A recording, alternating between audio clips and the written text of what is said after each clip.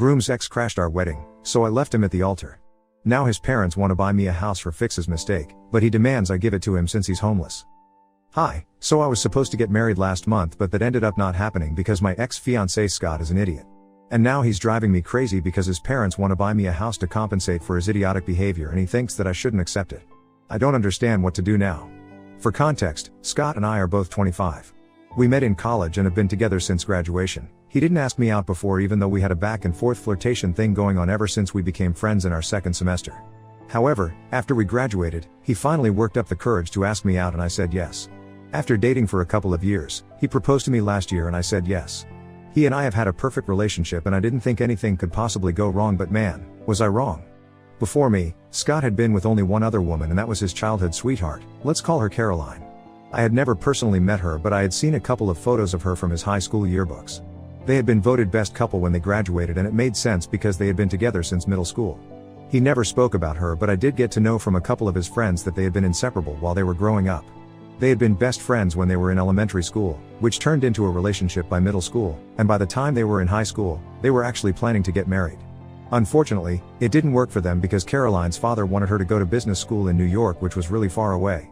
They tried to make things work and continue the long-distance relationship, but they couldn't, and it led to a lot of fighting. So they broke up a few months after college started. I didn't know about any of this until much later because Scott introduced me to his school friends after we had already been together for 3 months. I did find it weird that he hadn't mentioned anything about Caroline when we first started dating, because it felt like a pretty significant thing to skip telling me since they had been together for so long and even had plans to get married after college. Also, the fact that they had broken up in the first year of college, and by then, Scott and I were already friends and did have a bit of a cute little flirtatious thing going on. I had no idea he was struggling with a breakup at the time. Even after we started dating, he didn't tell me anything about Caroline. And since he had deleted all photos of her from his social media, I couldn't find out about her myself either while I was stalking him before we started dating. I don't think his school friends would have mentioned Caroline either, but one of them slipped up. The day I learned about her had also been the day of our first big fight as a couple, so I remember it quite clearly, obviously. It had been his birthday and he had invited all his school friends over so he could introduce me to them and we could have dinner together. I had already met his family, and since we were in college together, I knew that group of friends as well. These were the only people who didn't know me, so we hosted a special dinner on the day of his birthday for them to get to know me, but it was actually I who got to know Scott better that day. While we had been talking after dinner, Scott left the room to attend a call from a relative since his friends were making a lot of noise to mess with him, just like guys do. Once he was outside, one of his friends mentioned that he was pleased to see that he and I were so happy together because he genuinely hadn't expected Scott to ever be able to move on from Caroline. I had been caught off guard when he said that because at the time, I had no idea who she was, and they realized that immediately after I made a face and asked who that was. They tried to brush it off, but the cat was already out of the bag and I pushed them to tell me who they had been talking about. So they were forced to tell me about Caroline and her history with Scott. They probably knew that they had messed up and tried to cover it up by making it seem like no big deal, but as soon as I heard that Caroline and Scott had been together since middle school and had plans to go to college together, I knew that this was a big deal and I had to confront Scott about it after his friends left. Everyone had sobered up by the time Scott came back to the room and cleared out quickly afterward. Once everyone was gone, I decided to bring Caroline up and ask Scott why was this the first that I heard about her, because it seemed to me like he was trying to cover up a very important part of his life and hide it from me. I could tell at the time that he was very uncomfortable talking about this because he kept saying that it was no big deal and tried to downplay the significance of that relationship. He tried to convince me that Caroline had meant nothing to him and that it had just been a stupid high school relationship, which he had completely moved on from. But I didn't buy it because I was hurt that he hadn't told me anything about this woman. I insisted that he tell me everything because it was important for me to know, but he didn't think that Caroline had anything to do with our relationship and refused to talk about her. When I kept pushing him, he snapped at me and told me to mind my own business. So that led to our first big fight, and I ended up spending the night at a friend's place because he had been simply horrible that day. He had told me that it wasn't his job to make me feel less insecure, especially when it came to a past relationship that he didn't even want to discuss.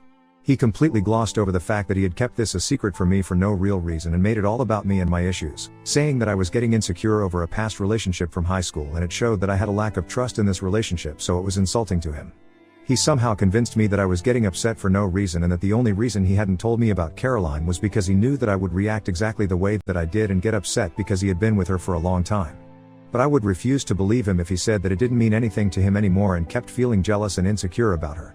He played it quite cleverly, and a few days after the fight, I started to think that I had probably made a bigger deal out of it than what was necessary and blown it all out of proportion.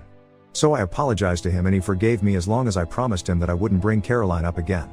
He told me that the reason he didn't want to talk about her was because she was really clingy and annoying, and it was embarrassing for him to talk about her because it just reminded him that he had wasted so many years of his life with her. And he didn't want to waste more time talking about her when he was with me now. So I promised him that I wouldn't bring her up again, and we decided to move on from that fight. I did meet his school friends several times after that, and Caroline only ever came up once because I guess he had probably instructed them all not to talk about her around me ever again. The last time that I heard about her was just a couple of weeks after the fight, and I had run into the friend who had mentioned Caroline the first time that we met at the grocery store. He told me that Scott had told them about the fight that we had, and he felt like he needed to apologize for it because it wasn't his place to say anything about his relationships, past or present. And he felt bad for causing a fight between us. He told me that I had nothing to worry about, especially if it was about Caroline. Irrespective of the length of their relationship, he had never seen Scott as happy with her as he had been with me.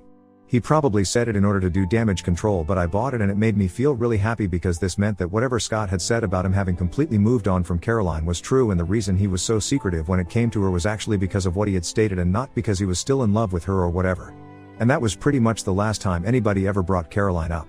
His family knew better than to talk about her around me, and his friends had learned their lesson, so I never heard about her again, and a few months later, I had forgotten about that episode entirely. We went on with our lives afterwards, and things were simply great between us. We did have a few ups and downs like every other couple, but it was nothing out of the ordinary, and I didn't have any second thoughts about marrying him. But I guess I should have, because our marriage ended up not taking place because of Caroline, ironically. So I guess I should have taken her more seriously instead of being overly confident in the strength of our relationship. Things had been great even up until the morning of the wedding, and Scott had been as happy as I had ever seen him. There was literally no way that I, or literally anyone, could have predicted what was about to happen. I had even walked down the aisle and he was about to say his vows when any bride's worst nightmare happened. Caroline came running through the entrance and demanded that we stop the ceremony and that she couldn't let this take place, especially when she knew that Scott was her soulmate. I knew what Caroline looked like. I had seen her before in the yearbook photos, and I had wished that I would never have to see her in real life because I couldn't imagine any happy circumstances that would lead to us meeting. I was in shock, and I froze up there at the altar, as did Scott and everyone else who was present there. We didn't have any security measures in place because this was supposed to be a really private and intimate ceremony, and there were really not many guests who knew about this anyway, so hiring a security team didn't seem like a priority. We were also having this ceremony on Scott's uncle's property, which wasn't open to the public, and most people didn't know about it. I regretted all of that later, once I realized that the wedding wasn't going to happen. But while I was standing there at the altar and waiting for someone to say something, the only thing that I could think of was that Scott was obviously going to kick her out, and he wouldn't entertain this because in the past, he had made it very clear that he didn't like her. So you guys can probably imagine how horrified I was when, instead of telling her to get out, Scott actually started talking to her about how she had managed to find us because we hadn't exactly publicized the details of our wedding. He seemed to have forgotten about the vows altogether and was just having a conversation with her while everybody looked confused. The two of them completely ignored me, and she started confessing her love to him at our wedding. She told him that she had found out about the wedding because she had still been in touch with a couple of his friends from school, and they had just casually mentioned it a couple of weeks ago. She told Scott that she had never stopped loving him, but she didn't come back all those years because their breakup had been really bitter and she had been waiting for him to come around. When she heard that he had started dating me, she thought she was going to give up on him, but after she learned that we were about to get married, she realized that she couldn't let this happen because then she would regret it for the rest of her life. The only reason she had even been late to the ceremony was because of the traffic, and she had actually intended on reaching about an hour before the ceremony was about to begin and talk to him in person. But that hadn't been possible, and so she had to interrupt the wedding after it had already started. She told him that she loved him and always had, and now it was up to him if he wanted to work things out with her, but if he was sure about me, then she would leave the ceremony and we could all pretend like this never happened. This discussion had been happening right in front of me. And strangely enough, since he was actually entertaining it, nobody knew whether to kick her out or just to let them talk. When Caroline said that she would leave if Scott was sure about me, I thought that he was finally going to tell her to go away because the opportunity to do so was right there, and I was actually willing to forgive him even up until that point. But instead of saying that he was sure of me and was going to go ahead with the wedding, he started arguing with her instead of just doing the normal thing. He told her that she had been unfair to him by attending a different college and breaking up with him because that had never been part of the plan, and now she was here confusing him, just because she hadn't been able to make up her own mind. He accused her of being selfish and never thinking about his feelings, and Caroline apologized for it and tried to tell him that she would change. By then, almost 10 minutes had passed since she interrupted the ceremony, and I had come back to my senses. They were having a full-blown conversation about the past, and I realized that this was turning into all about them. I was nothing but a supporting character by that point. I felt incredibly hurt that Scott was entertaining this conversation instead of just showing her out, and all eyes were on them now. Even my parents and my bridesmaids were frozen to their spots because they didn't know what to do, and I can't even blame them for it because everything that was happening was just so strange. I couldn't take it anymore, so I decided to walk away instead because it had become increasingly clear to me that no matter what Scott said, he still did have some feelings for Caroline and had been playing me like a fool all along. Even as I started walking away from the altar, he didn't try to stop me and only said that he would get back to me when he had dealt with the situation at hand and that I could go wait in my hotel room until he had sorted things out here. Once I was inside my room, I completely broke down because it was insane to me that instead of kicking her out of the venue, Scott was actually trying to talk to her and making it all worse than it already was. My wedding day was supposed to be the happiest day of my life, but because of Scott and Caroline, it turned into a complete nightmare, something straight out of a badly made rom-com. And as it turns out, I was not the leading character here. I was the idiot who gets dumped on her wedding day because the guy is still in love with his ex, but I had been too blind and stupid to realize it earlier. While I was having a breakdown in my room, my parents and my bridesmaids came by a little later, maybe 15 minutes after I left, and told me that they had left the venue because Scott and Caroline were still talking and had excused themselves to have a private conversation before they returned to the ceremony. I couldn't believe it and started crying again because at that point, there was just no hope and I knew that I wasn't going to get married that day. My parents told me that they had told all the guests from our side of the family to go home and then come up to my room because they didn't think that the wedding was going to happen. They suggested that they take me home with them because this was quite insulting for everyone, and I said yes to that. So instead of waiting for Scott to be done with his conversation with Caroline and finally come to talk to me, I decided to go back home with my parents. My bridesmaids very graciously offered to take care of the situation with the guests so that I could deal with this on my own, and within an hour, I had packed up my things and was heading back home with my parents. I kept crying throughout the car ride while my mother tried to comfort me, but even then, some small part of me was hoping that maybe Scott would call me and ask me to come back, or he would beg me for forgiveness and then we could still get married, because I refused to believe that this was happening to me right now. However, he didn't try to reach out to me until the evening, and that was only to explain to me that he had decided not to get married or to get back with Caroline. Because he felt like neither of those options were suitable for him right now and he needed to be alone for a while so he could sort out how he felt about both of us inside his own head before he came to a conclusion. So all of that had been for nothing, eventually. In the text, he told me that he had been talking to Caroline for a really long time and they had discussed everything that had been left unsaid during their breakup. In doing so, he realized that maybe he hadn't completely moved on from her, which is why it had been so difficult for him to talk about her, but now he couldn't run away from his feelings anymore. And he didn't think that it was fair to me, so he was breaking things off with both of us until he was clear about what he felt. He mentioned that his parents were going to take care of all the expenses so I didn't have to worry about any of it, and then he said that he was terribly sorry for whatever had happened and for ruining what was supposed to be a beautiful day. He said that he hoped that I could forgive him someday, but until then, he felt that we should take some time apart. When I read that text, I swear I started crying so hard that I almost threw up because I was devastated. I actually felt physically ill for the next couple of days and couldn't even go back to my house, so I had to stay with my parents while they nursed me back to health. Scott's parents handled everything and were actually pretty nice to me because they reached out to me a few days after the day of the wedding and apologized to me for what their son had done. They told me that they were really ashamed of everything that had happened and were willing to do whatever it took to make it up to me. But I couldn't ask anything of them because this wasn't their fault. They were really decent people and Scott's behavior was all about him. They had nothing to do with that. So that was it, and once the wedding vendors had been paid off, I decided to take a break and just sort of process everything that had happened. Because it's not every day that you spend months planning a wedding with a man that you love, only to have it ruined by his ex-girlfriend. I can joke about it now because it's been almost a month and I have been talking about this in therapy and trying to work out my feelings. But it still hurts. I have no idea what Scott had been up to because I had deactivated all my socials and blocked him from everywhere after I had replied to his text and told him that I was making it easier for him to decide between me and Caroline by removing myself from the equation, and now, he didn't have to choose anymore.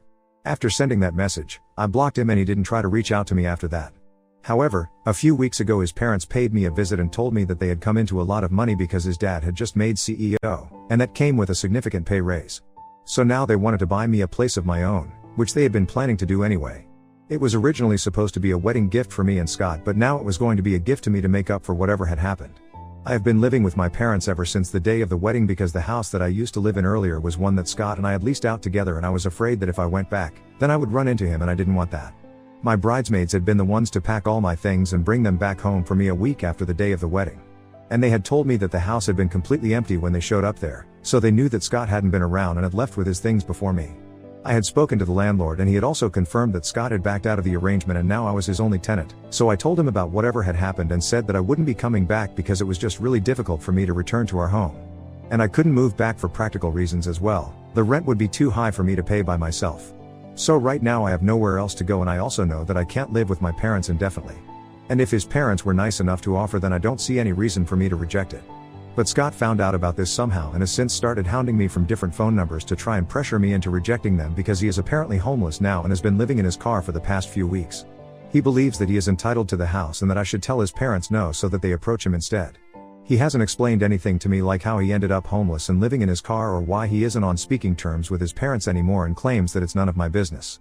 But he keeps saying that I can't accept the offer because he needs a house more than me right now and it would be really selfish of me to say yes. I really want a place of my own and I don't think that there is anything wrong with me accepting his parents' offer. Wibta, if I let my ex-fiancé's parents buy me a house while he's homeless? Update 1. Okay, so I told Scott that I wasn't going to give him the benefit of the doubt unless he told me the truth about how he ended up homeless. And he finally confesses to me that after the day of the wedding, he decided to resign from his job and go off for some soul searching. He didn't even wait for the 2 weeks and just took off. He ended up spending a week in the Japanese islands and blew through a lot of his money. He didn't keep in touch with anyone for that 1 week, not even his parents. He had been expecting his parents to help him out by letting him live with them when he came back, but they were obviously really angry because he had disappeared without a word and hadn't even bothered to give them an explanation. But now he expected them to help him out just because he was back. So they got into a big fight and he told them that he didn't need their help, but he soon realized that he had no place to go since he had ended his lease for our old place and he couldn't count on his parents. He could get a new apartment, but that would take some time and he didn't have a stable income right now, so he also had to look for jobs. He couldn't live with any of his friends either because he had fought with them as well after the day of the wedding, for being loose-lipped around Caroline and telling her about the details of the wedding, and none of them were talking to him anymore. So he had no one at the moment, but thankfully he heard about his parents' offer to me from his father's realtor. That guy didn't know about the wedding falling through and had contacted him to ask what kind of house he was looking for because he had assumed that when Scott's father told him to start preparing a list of potential properties, he was probably referring to the wedding gift that they had discussed earlier. And so he had reached out to Scott, which is how he found out that his father was buying a house, and he knew that it was for me because his father had told his realtor to look for places near my workplace. It was actually quite impressive because it must have taken him a lot of detective work to come to that conclusion, but now that I knew the truth and all my questions had been answered, I had no use for him anymore. So I disconnected the call once he was done talking and blocked that number as well. It was a really mean thing to do, but I don't care. What he did to me was far worse than this pettiness, so now I have a free pass for everything. Update 2. I finally reached out to Scott's parents and I told them that I was ready to accept their offer because I really felt like I deserved it. I also told them about Scott's homelessness and they told me that they were ready to help him out as soon as he came to his senses and apologized to them. But if he couldn't own up to his mistakes, then there's not much that they could do for him. And I agree with them. It's about time that he learns to clean up his own messes. He has been trying to contact me ever since I hung up on him the last time, but that door is closed now. I hope he realizes that and stops wasting his own time because it's pretty embarrassing. Update 3. Hi, it's been a couple of weeks since the last update and I have officially moved into my new house. Scott's parents and my parents were all great help, and I recently even hosted a housewarming party where everyone was invited, including my guests from the wedding, because I wanted everyone to have a nice time since they had all been really gracious and helpful in the aftermath of the wedding fiasco. Everyone congratulated me because I seem to be doing a lot better than the last time they saw me, and I really am. I feel a lot better now. As for Scott, I don't really know what he is up to. A couple of my friends told me after some online stalking that he has moved in with Caroline, or at least that's what it looks like from his social media. Because he is definitely living in a woman's house, that's for sure, given the feminine decor and everything. But I don't care now, it doesn't matter to me. He can live wherever he wants to as long as it's far away from me.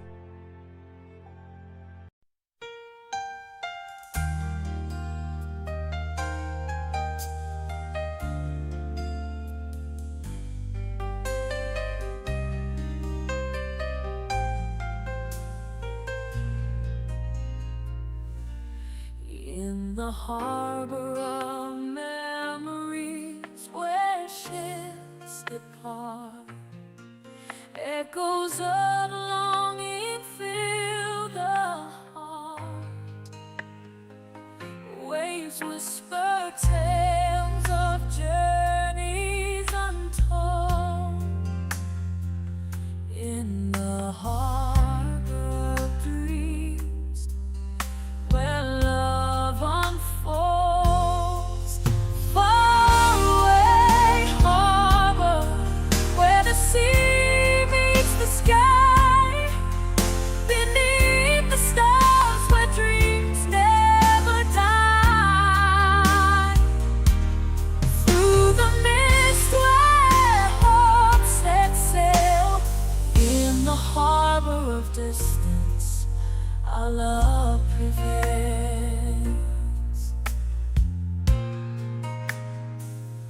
Each darker story dream. In the harbor